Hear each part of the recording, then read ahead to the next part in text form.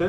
इसमें दो तरह के बेसिकली अभियुक्त हैं जिन पे हम लोग काम कर रहे हैं। एक ऐसे लोग जो पर्दे के पीछे रह के इस साजिश को अंजाम देने में लगे हुए थे और जिनके द्वारा ये साजिश रची जा रही थी, और ऐसे लोग जो मौके पे आके जिनके द्वारा पुलिस के साथ, प्रशासन के साथ नियम कानून को तोड़ा गया, पथराव किया गया। इन सभी की गिरफ्तारी हम लोग लगातार कर भी रहे हैं और आगे भी गिरफ्तारी सुनिश्चित करें। सर, इनके कहां से गिरफ्तार हुआ था और जब नदीम को गिरफ्तार किया गया उसने क्या बताया, वो क्यों भागा हुआ था, कहां भागा हुआ था? सर, इसी में हैंडसेट छीनने के पीछे मकसद क्या था? साथ ही हैंडसेट छीनने के पीछे एक ही मकसद होता है। जब भी इस तरह की घटनाओं में हैंडसेट छीना जाता है तो वो ये आदमी ये देखना चाहता है कि पुलिस क्या बातचीत कर रही है, क्योंकि वो हम लोगों का एक ऐसा चैनल है जिसपे हम लोग फोर्स को कहाँ पे भेजना है, किस तरीके से भेजना है, इस तरह की चीज़ें या कोई घटना अगर होती है उसका भी प्रसारण वायरलेस सेट पे किया जाता है। तो संभवतः यही एक मकसद रहा होगा कि इसके द्वारा। और दूसरा ये भी है कि अगर पुलिस के जो हमारा पेट्रोलिंग यूनिट है उसके पास से हैंडसेट चला जाएगा तो वो पेट्रोलिंग यूनिट फिर कम्युनिकेट नहीं कर पाएंगे कंट्रोल रूम के साथ, तो जिससे कि पुलिस का जो अलग अलग पेट्रोलिंग पार्टीज हैं उनको अलग अलग किया जा सके। इसके पीछे संभवतः यही एक मकसद रहा होगा।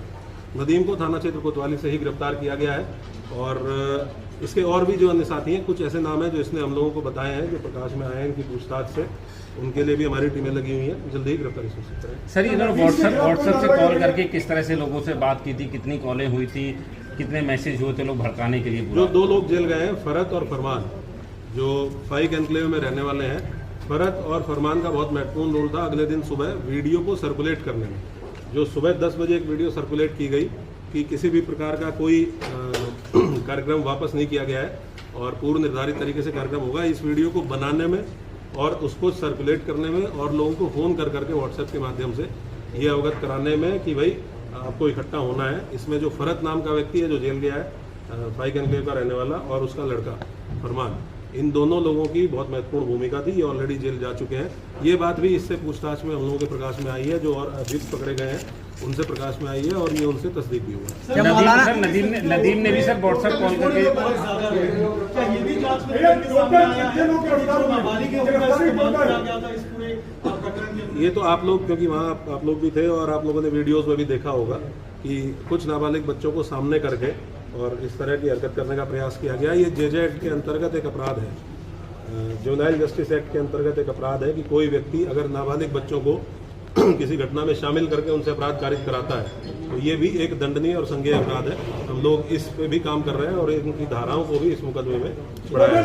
अब तक टोटल कितने गिरफ्तारी? अब तक हम लोगों ने इस पूरे प्रकरण में 55 लोगों की गिरफ्तारी इंश्योर की है और हमारी टीमें लगातार दबिश में है।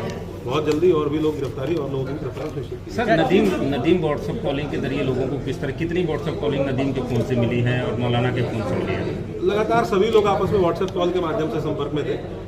संख्या तो यहाँ नहीं बताई जा सकती, लेकिन लगातार पूरी रात लगभग 3 साढ़े 3 बजे तक सभी लोग व्हाट्सएप से एक दूसरे के संपर्क में थे और उसमें ये कन्फ्यूजन फैलाए जाने की कोशिश की जा रही थी कि कुछ लोगों को अपील भेजी गई, फिर उन लोगों को ये बताया गया कि अपील फर्जी है। तो ये कन्फ्यूजन बेसिकली पब्लिक में क्रिएट करने की कोशिश की गई कि जो अपील जारी की गई थी वो जेन्युइन नहीं है, जबकि वो अपील इन्हीं के द्वारा साइन करके पुलिस प्रशासन को दी गई। क्या तौकीर दिशा निर्देश दे रहे हैं इस तरीके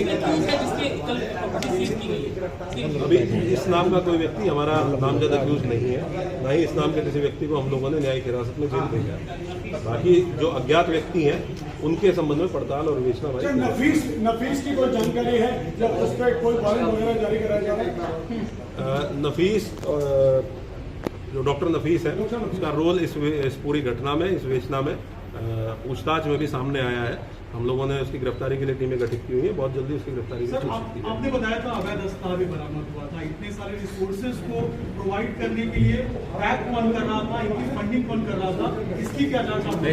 ये हम लोग जितने भी अभियुक्त जिनसे पूछताछ की जा रही है और उसमें विशेषकर ऐसे लोग जो प्रमुख लोगों में से थे पूरे प्रोटेस्ट को ऑर्गेनाइज करने में, उनसे हम लोग पूछताछ कर रहे हैं। जैसे जैसे और लोग गिरफ्तार होंगे और बाकी चीजें भी क्लियर होंगी कि इसके संबंध में फाइनेंशियल ट्रांजेक्शन